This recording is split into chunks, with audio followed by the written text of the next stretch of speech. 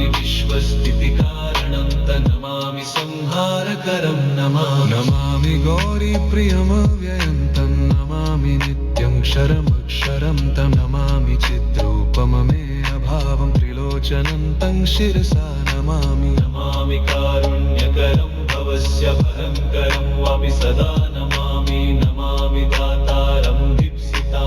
नमामि सोमेशमुमेशमादमामि वेदत्रयलोचनं तं नमामि मूर्तित्रयवर्जितं तं नमामि पुण्यं सदसद्व्यातितं नमामि तं पापहरं नमामि विश्वसहितेररत्त नमामि रूपाणि बहूनि धत्ते यो विश्वगोप्ता सदसत्प्रणेत नमामि तं विश्वपतिं